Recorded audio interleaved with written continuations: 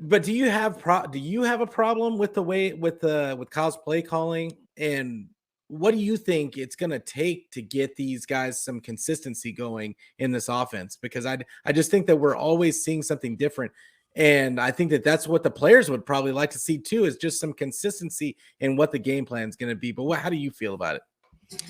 Yeah, I think in terms of play calling, the problem I have, Shanahan, and to be perfectly honest, this is a bit of a trend with Kyle Shanahan offenses, is that he is elite at moving the ball between the 20s, but he's not elite at scoring. And ultimately, that's what you need to be elite at if you're going to be an elite offense, right?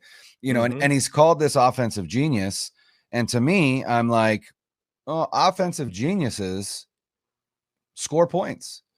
And I think it's 4 times in the 15 seasons that Kyle Shanahan has been an offensive play caller. 4 times has his team finished in the top 10 in points scored. And I believe it is at least 7 times that they finished in the bottom 20.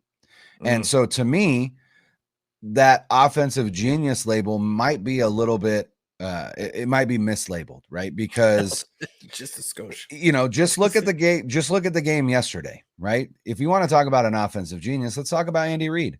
Yes. Right. Andy Reid has scored. Andy Reid consistently has offenses in the top 10 in scoring consistently over the course of his 20 plus seasons as a play caller. And so, and you look at like Bill Belichick, who's a defensive play calling genius, and consistently over the course of his career, he has top 10 scoring defenses, right?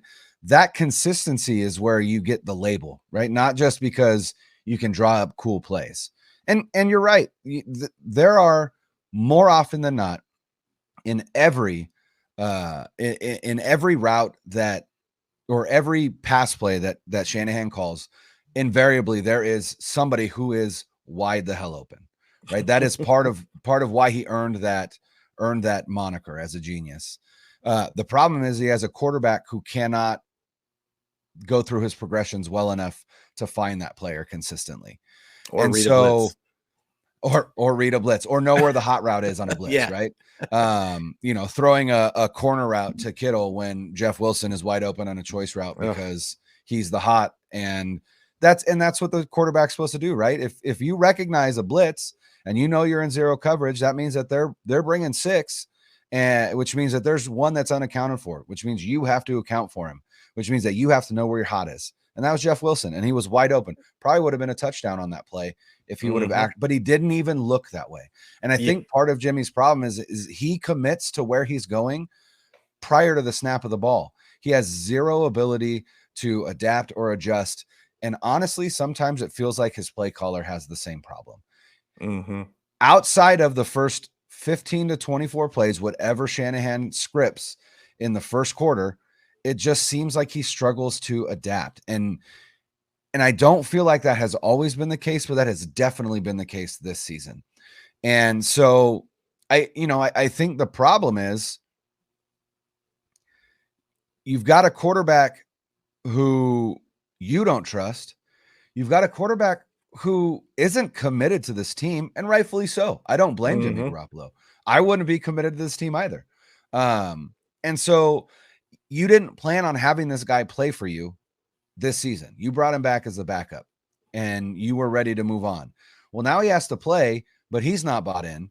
And so you got to figure out a way to not get him to buy in, but at the very least scheme around him so that you are scoring points regardless of what Jimmy Garoppolo is doing. And I don't know that he can do that. And that's part of the problem.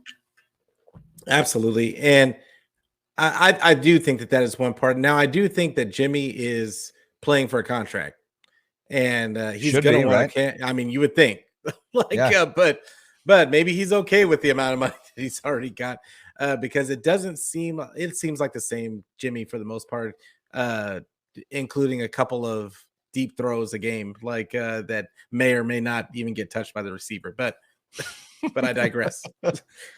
Now, Melissa had a question with Juice injured. Like, and I think everybody saw that brutal finger injury he had yesterday.